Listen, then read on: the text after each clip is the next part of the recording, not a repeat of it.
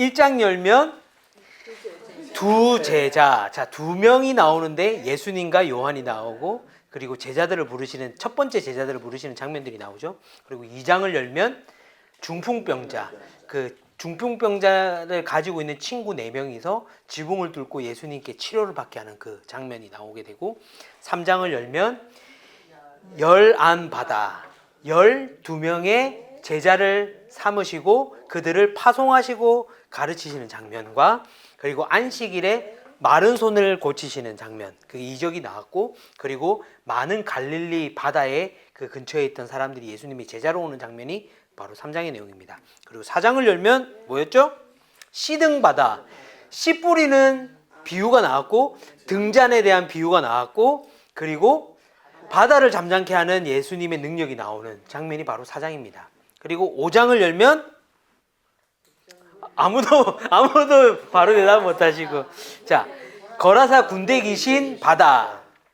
거라사의 지역에 이 군대 귀신이 들린 사람이 있었는데 예수님께서 그에게 귀신아 나가라고 하자 그 귀신이 돼지들에게 다 들어가게 되면서 돼지들이 다 바다에 빠져 죽게 되는 그 장면이 바로 5장이었습니다.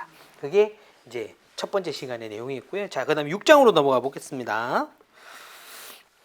자, 6장은 옆으로 아까 2시로 나갔던데 다시 이제 올라오게 됩니다.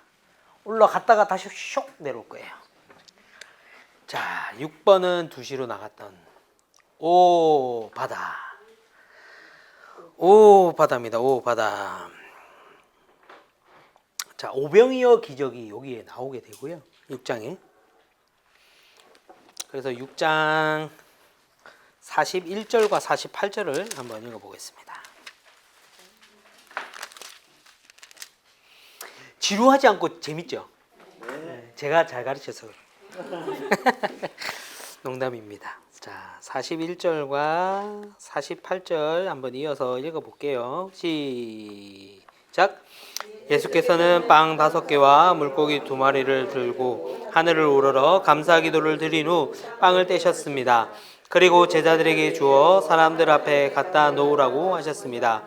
예수님께서는 물고기 2마리도 그들 모두에게 나누어 주었습니다. 자, 48절. 예수께서는 제자들이 강한 바람 때문에 노젓느라 안간 힘을 쓰는 것을 보셨습니다. 이른 새벽에 예수께서 물 위를 걸어 그들에게 나아가시다 그들 곁에 지나가려고 하셨습니다. 자, 그러면 오 바다. 오는 뭐죠? 오병이어. 바다는 뭐죠? 예수님께서 물 위를 걸으시는 장면. 그 장면이 나오는 게 바로 이 6장 오바다. 6장 열면 오바다.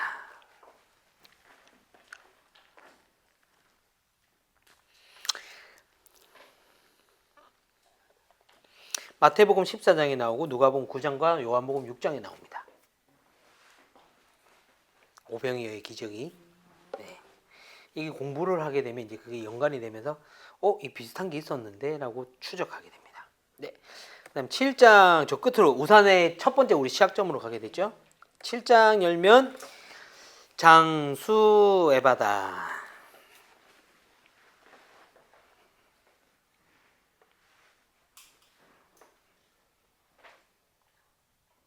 장수의 바다. 이제 좀 아신다고 이제 목사님들 시험하시면 안 돼요. 몇 장이 뭐가 무슨 내용인지 아시냐 이렇게 하시면 목사님 상처받으세요.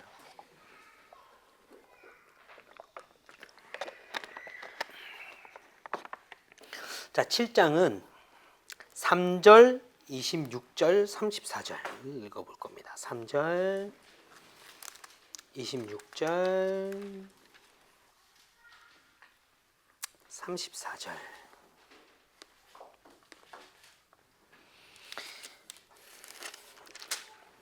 에바다가 애를 받는 건지 뭔지 한번 보도록 하겠습니다. 자, 7장 3절 한번 읽어볼게요. 시작. 바리새파 사람들과 모든 유대 사람들은 장로들의 전통을 따라 손 씻는 정결의식을 치르지 않고는 먹지 않고, 이 정결의식 장로들의 그 전통이라고 하죠.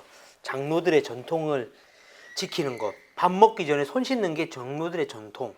그거에 장로라고 하는 이 장자가 들어가게 된 거고요. 자, 그 다음에 26절 읽어볼게요. 그 여인은 수로보게니 출신의 그리스 사람이었는데 자기 딸에게서 귀신을 쫓아달라고 예수께 애원했습니다. 수라고 하는 것은 수로보니케 출신의 그리스 사람. 아까 우리 이적에 보면 수로보니게 여인의 딸을 고치는 그 이적이 있으셨죠? 그게 바로 7장에 나왔던 거. 아까 그거 우리가 이 기적 22개를 썼지만 기억이 나요, 안 나요? 전혀 안 나잖아요. 근데 이렇게 외우면 그게 몇 장에 나왔는지 이게 기억하게 되니까 너무 좋은 겁니다. 그 다음에 34절 읽어볼게요. 그리고 예수께서 하늘을 쳐다보며 깊은 숨을 크게 한숨 쉬고는 그에게 에바다라고 말씀하셨습니다. 이 말은 열려라는 뜻입니다. 자, 듣지도 못하고 말도 못하는 사람이 있었어요. 그 사람에게 이제 그 사람을 안수하시면서 하나님께서 얘기하신 거예요. 에바다, 열려라. 눈이 열리고 귀가 열려.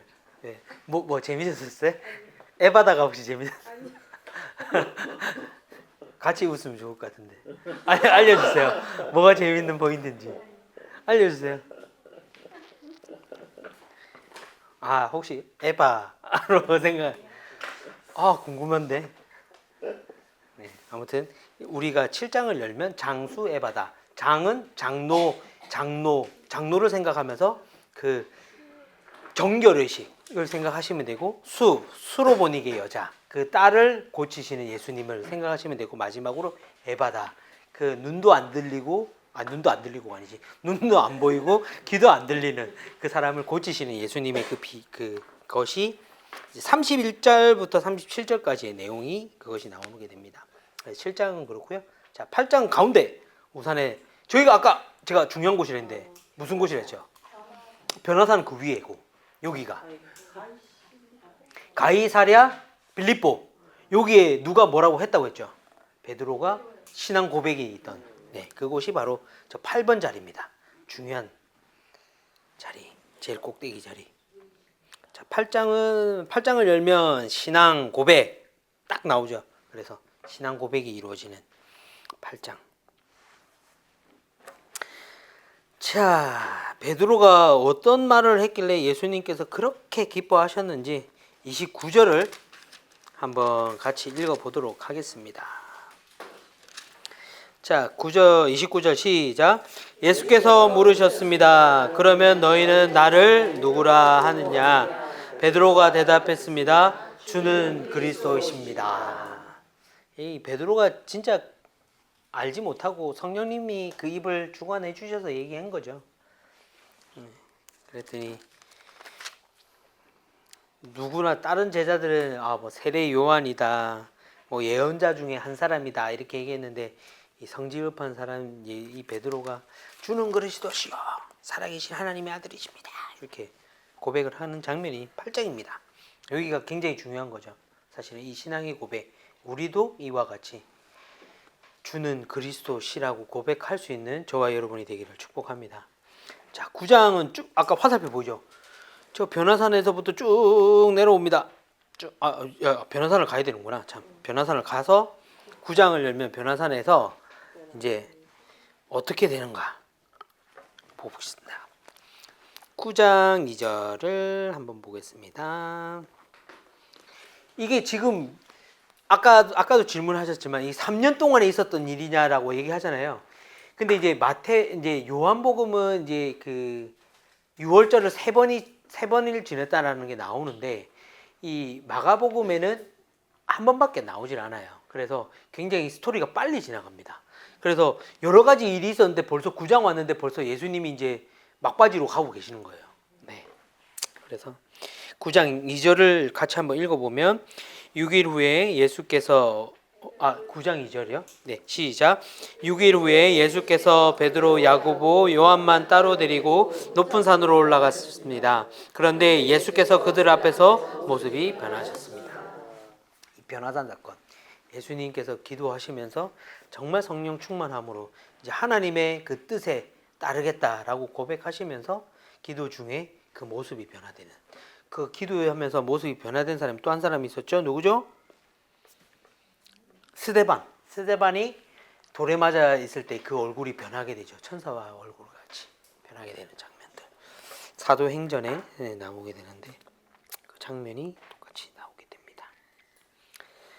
자, 9장 변화사. 이제 예수님께서 변화하셨으니까 이제 어디로 가겠어요? 이제 실제적으로 이제 다음 진행을 하게 되겠죠. 자, 10장 열면 이제 마지막으로 예수님께서 이제 제자들에게 홀로 남겨지는 이 제자들에게 이제 가르치는 장면들인 거죠. 10장은.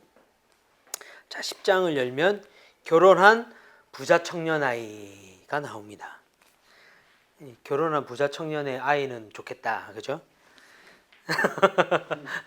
그 청년의 아이는 부자잖아요. 금수저입니다. 자, 10장은 조금 많이 읽어야 되는데 10장은 7절 8절을 저희가 읽을 거고요. 그리고 13, 14절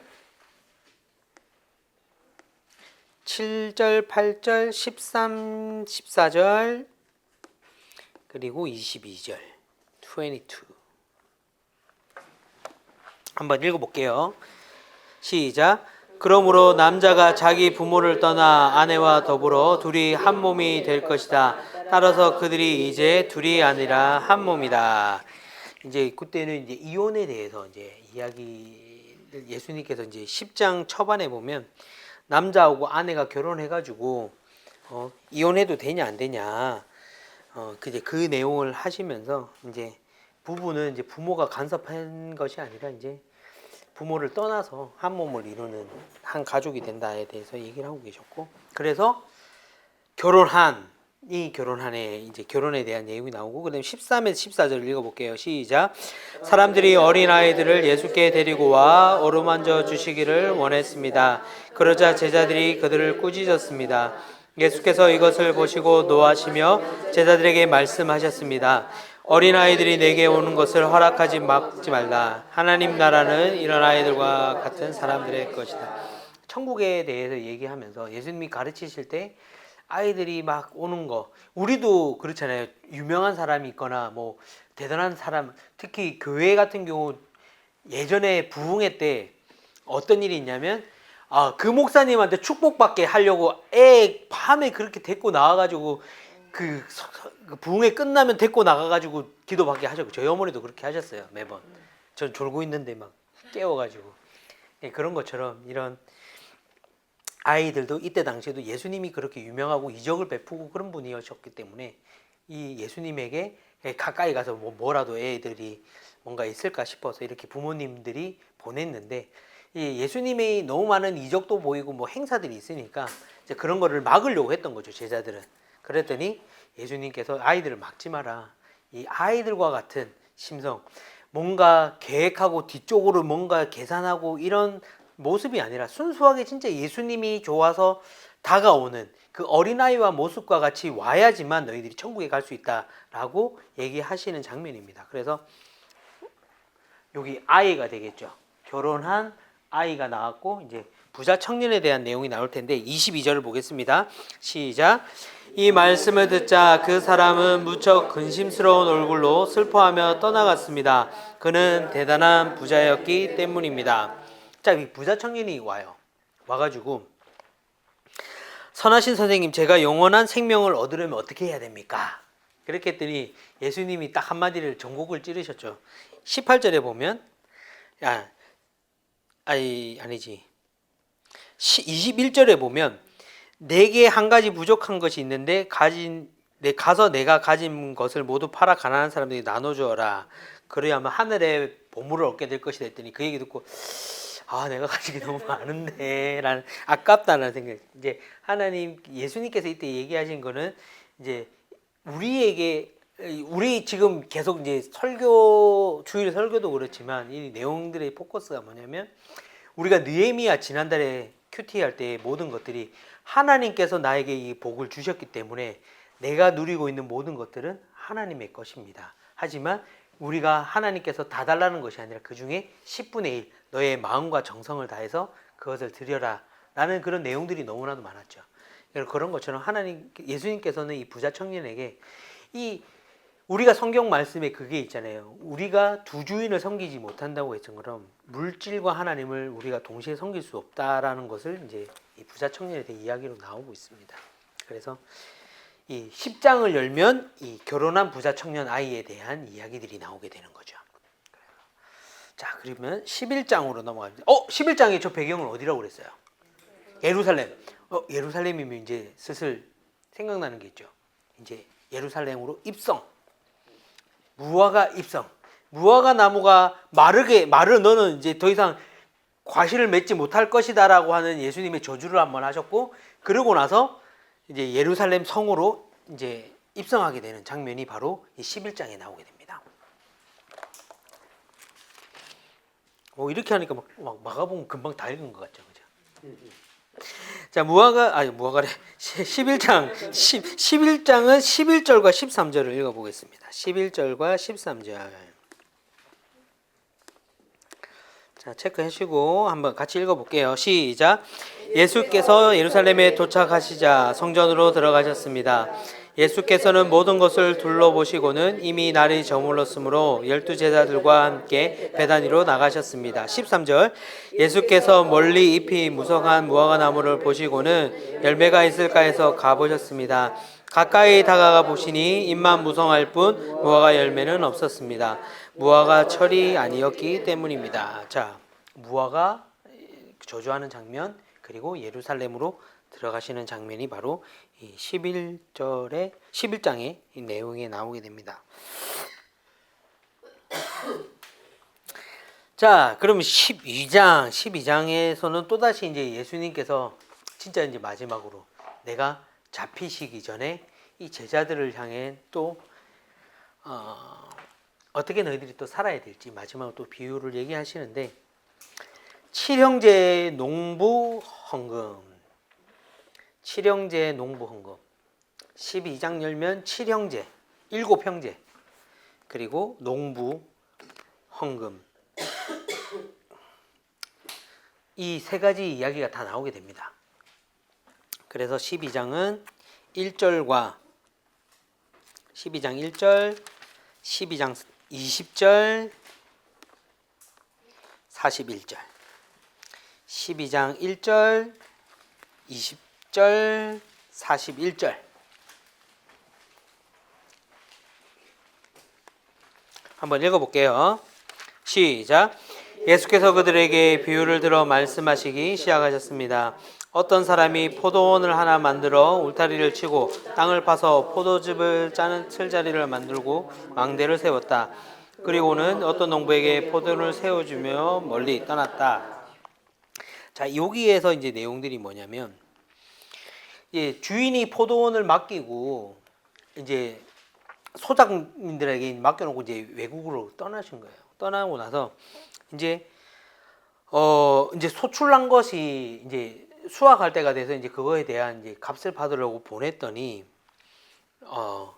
그 종을 잡아다가 때리고 빈손으로 돌려보냈습니다. 자, 그러고 나서 또 보냈지만 또 똑같이 하게 되는 거죠. 그러고 나서 마지막 한 사람 아들을 보냈는데, 아들을 보내자 이 사람들이 뭐라고 생각하냐면, 얘가 상속자인데 얘를 죽이면 이 땅이 내 것이 되겠구나 라고 하는 장면이 나오는데, 이제 그것을 예수님께서 비유로 얘기하신 게 뭐냐면, 하나님께서 이 땅을 다 지으시고 우리들에게 위탁을 했는데 하나님께 바치라고 했던 것들을 바치지 않고 독생자를 보냈더니 예수님을 죽이시는 그 장면을 비유로 얘기하시는 거죠. 이렇게. 자, 그 다음에 이제 20절 한번 읽어볼게요. 20절 시작. 그런데 7 형제들이 있었습니다. 첫째가 결혼을 했는데 자식이 없어 죽었습니다. 이것만 봐도 알죠. 첫째가 자식이 없어 죽으면 이제 그 며느리는 둘째 아들과 결혼해서 아이를 이제 대를 이을 수 있는 아이를 낳아야 되는데, 둘째 아들도 죽고 셋째 아들도 죽고 넷째 아들도 죽고 다섯째 아들도 죽고 여섯째 아들도 죽고 일곱째 아들도 죽었고, 그러면 천국에 갔을 때 누가 내 남편입니까? 7 남자와 결혼했는데, 이제 그런 장면들이 나오는 게 이제 바로 이제 12장이고요. 마지막 41절 시작. 예수께서는 성전 헌금함 맞은편에 앉아 사람들이 헌금함에 돈을 넣는 것을 보고 계셨습니다. 많은 부자들이 큰 돈을 넣었습니다. 이제 이 장면은 그 많은 이 사마리아인들이나 이 바리새인들은 내가 이만큼 하나님께 드린다고 하면서 돈을 쫙 꺼내가지고 헌금합니다. 쫙 부어요. 얼마나 멋있겠어요. 누구는 저렇게 헌금한다. 근데 여기 나오는 그 뒤에 나오는 과부는 그 자기의 거의 전 재산과 같은 이 1고드란트라고 하는 데나리온을 그러니까 동전 몇 개, 두 개밖에 되지 않는 것을 이제 정말 남들 모르게, 하지만 그게 그 과부에게는 거의 전 재산이거든요. 근데 바리새인이나 이 사람들은 그 엄청나게 많은 것들 중에 드리는 건데, 이거에 그거 아까 금방 제가 느헤미야 얘기해서 했던 것처럼 마음과 정성을 다해서 내가 누리고 있는 모든 것들이 하나님께서 허락하신 거에서 정말 그것의 일부 감사해서 내가 하나님께 드리는 예물이 아니라 자랑하기 위해서, 나의 의를 드리기 위해서 내는 헌금과, 정말 이 과부처럼 정말 자기는 보잘것없는, 너무나도 남들이 봤을 때 하찮은 돈이지만 자신이 드릴 수 있는 전부를 하나님께 마음과 정성을 향해 드리는 그 차이가 어떤 거냐에 대해서 예수님께서 얘기하시는 거죠.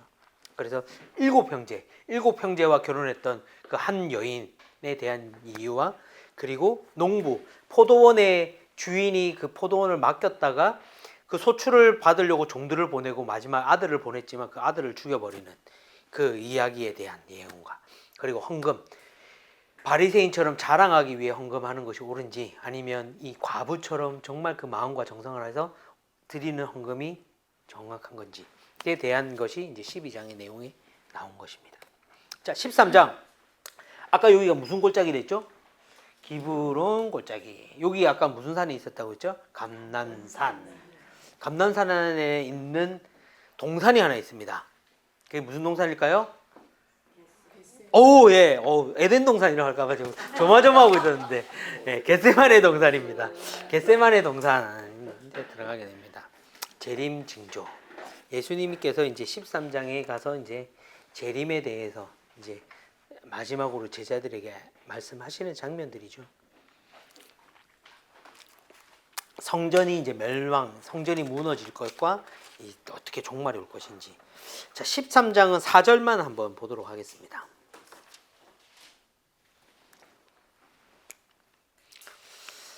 자, 같이 읽어볼게요. 말씀해 주십시오. 그런 일이 언제 일어납니까? 그런 일이 다 이루어질 무렵에는 어떤 징조가 있겠습니까? 재림에 대한 징조. 그거에 대해서 우리는 그것을 보기를 원해요. 증거를. 눈으로 보기를 원하고 일시와 장소, 정확한 그 때를 원하지만, 하지만 그 하나님은 그 때를 정확하게 알려주시지 않는 그 모습을 보게 됩니다. 그렇게 13장을 지나가게 되고, 자, 이제 마지막 14장을 열면 이제 예수님께서 이제 마지막 체포당하는 장면이 이 14장에 나오게 됩니다.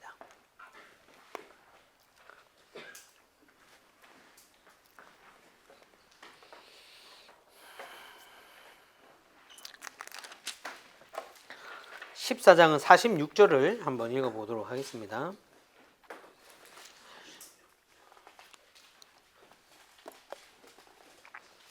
14장의 내용, 겟세마네 동산에서 마지막으로 땀이 물 흐르듯이 흘리시면서 마지막으로 내 잔을 혹시 옮겨주실 수 있으시면 하나님 옮겨주십시오라고 기도했지만 하나님께서 허락지 않으셨죠. 그래서 하나님의 뜻대로 하십시오라고 하면서 얼마나 고통스럽게, 몇 시간 뒤에 내가 죽을 것을 알고 있는데 그것을 위해서 기도한다, 쉽지 않을 것 같아요. 자, 46절 같이 한번 읽어보겠습니다. 시작. 그러자 사람들이 예수를 붙잡아 체포했습니다. 누가 예수님을 팔았죠? 가룟 유다. 예수님의 제자 중에 한 명이었던 가룟 유다. 은 30에 예수님을 팔아버리는. 자, 여기서 막간 퀴즈. 자, 야곱의 아들들이 12명이 있었죠. 12명의 아들들이 요셉을 팔 때 은 몇을 받고 받았을까요?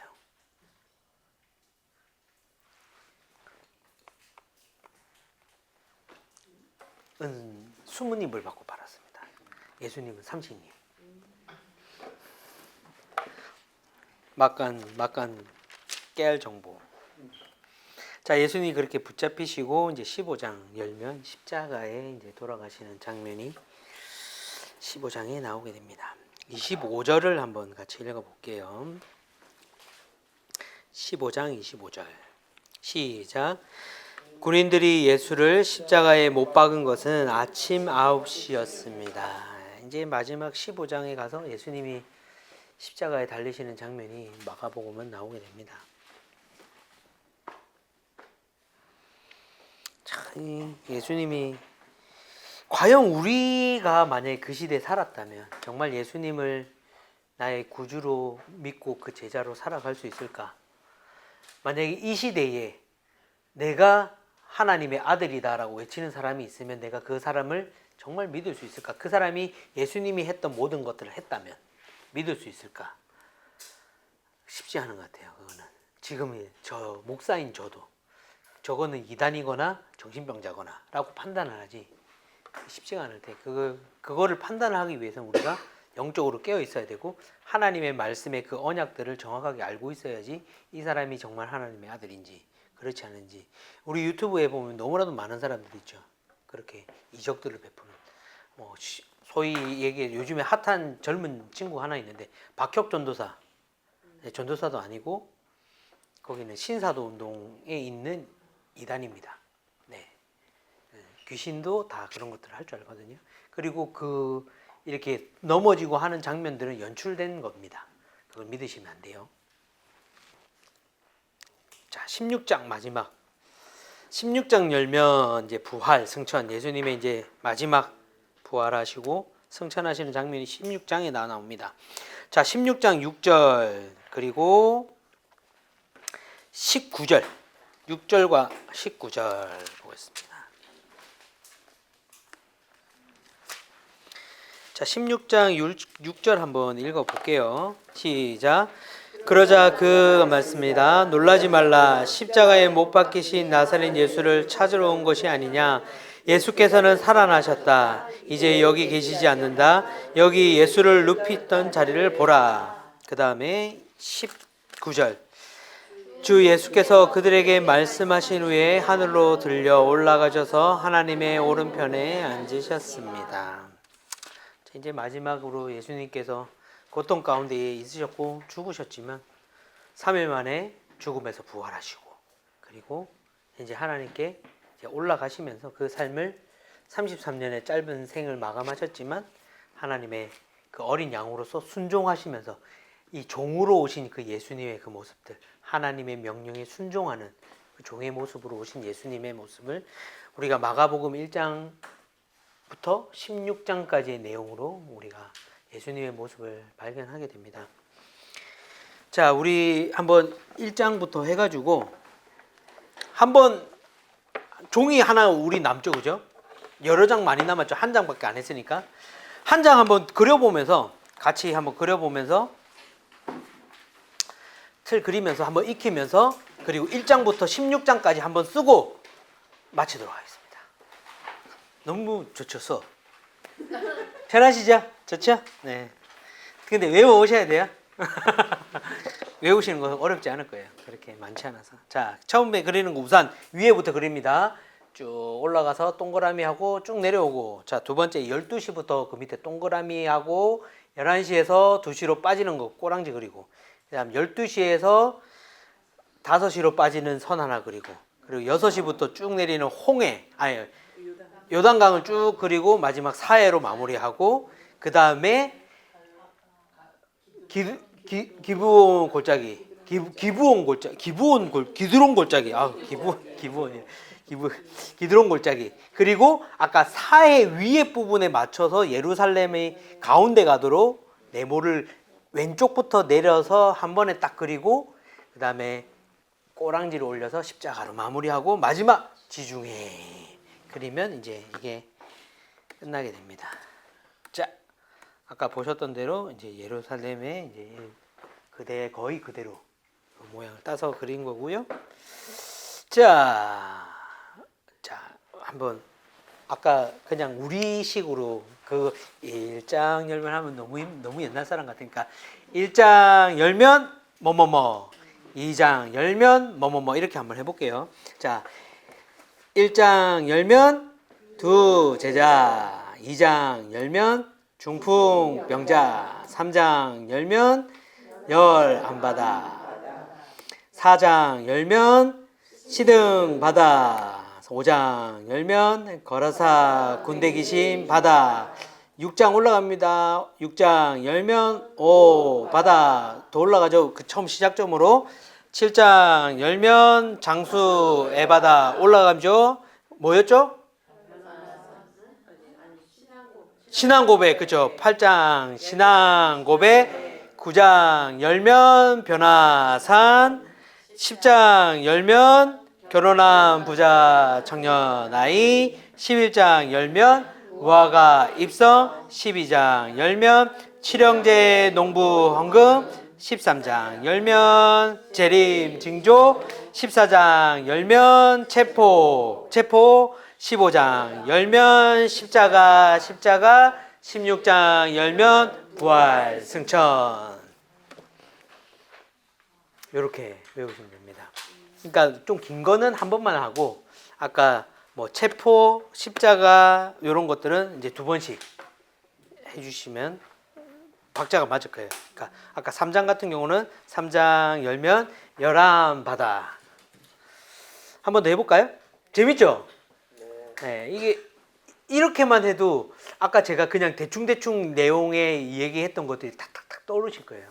자, 다시 한번 앞에 보시면서 이제 위치들을 기억하면서 내가 그 위치에 기억하고 있는지 하면서 해볼게요. 자, 시작. 1장 열면 두 제자, 2장 열면 중풍병자, 3장 열면 열암 바다, 4장 열면 시등 바다, 5장 열면 거라사 군대 귀신 바다, 6장 열면 오 바다, 7장 열면 장수 에바다, 8장 열면 신앙 고백, 9장 열면 변화산, 10장 열면 철옹장 청년 아이, 11장 열면 무화과 입성, 12장 열면 칠형제 농부 헌금, 13장 열면 재림 징조, 14장 열면 체포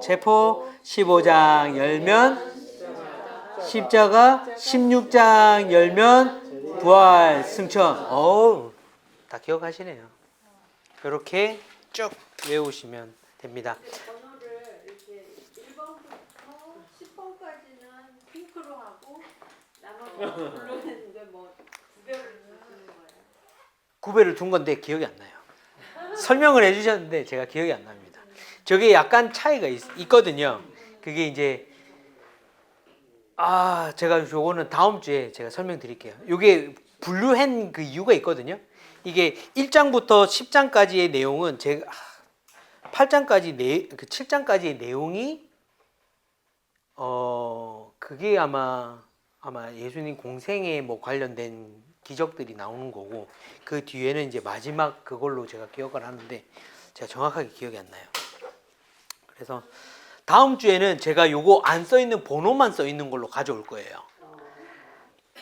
그래서 이거 외우셔야 돼요. 마가복음은. 그래서 제가 요한복음 마지막 갔을 때 마지막 시간에는 성경 읽기를 좀 빨리 끝내고 최대한 빨리 읽어가지고 끝내고 마지막에 이제 한번 할 수 있으신 분은 마태 이거 뭐 할 수 있는 분들 하면 좋을 것 같아요. 그래서 매 순간순간마다 이제 오늘은 제가 다 보여드렸지만 다음번에는 글씨는 없고 숫자만 있을 거예요. 그리고 원래는 이제 시험을 보면 좋은데 그림만 드리고 그림이 아니라 백지를 드리고 마테마가 누가 요한만 써놓고 그림과 장과 제목을 쓰십시오 라고 해서 쫙 쓰면 좋은데 사실은 요거 맨 마지막 페이지에 보면 그거 쓰는 게 있어요. 장별로 쓰는 거 제가 이걸 만들고도 제가 이걸 못했는데 혹시 지금 쓰실 수 있으시면 좀 마지막 장은 써놓으시면 좋을 것 같아요. 앞에 물론 쓰셨지만 좀 정확하게 쓰신다고 하면 저희 제목이 이제 저게 되는 건가요? 네네네. 장의 제목입니다. 네, 마지막 페이지에다가. 네네네. 내용에는 모르겠을 거 가로를 쓰고 볼까요? 아, 기도하고 광고하겠습니다. 두 제자. 1장 열면 두 제자. 네? 네? 2장 열면 중풍병자. 3장 열면 열한 바다. 바다가 계속 나오죠. 바다. 네. 4장 열면 시등 바다. 5장 열면 거러사 군대 귀신 바다. 6장 열면 바다. 7장 열면 장수의 바다. 8장 열면 신앙 고백. 9장 열면 변화산으로 갔다가 다시 내려와서 10장 열면 결혼한 부자 청년 아이. 그리고 11장 위치를 기억해야 돼요. 11장 예루살렘의 입성, 무화과 나무 입성, 12장 그 옆에였죠. 비유를 하시는데 칠형제 농부 헌금. 그리고 13장 이 기드론 골짜기로 가셔서 재림 징조에 대해서 얘기하셨고 14장에 이제 체포가 되시고 15장 십자가로 가면서 이제 십자가 그리고 마지막 부활 승천 이렇게 기억을 하셔야 돼요. 이게 장소별로 이렇게 이어서 가면서 1장, 2장, 3장, 4장, 5장, 6장, 7장, 8장, 9장, 10장, 예루살렘 입성 11장, 12장, 13, 14, 15, 16 이렇게 외워야지 이게 흐름이 기억이 나면서 지역이 기억나면서 머릿속에 들어올 수 있습니다.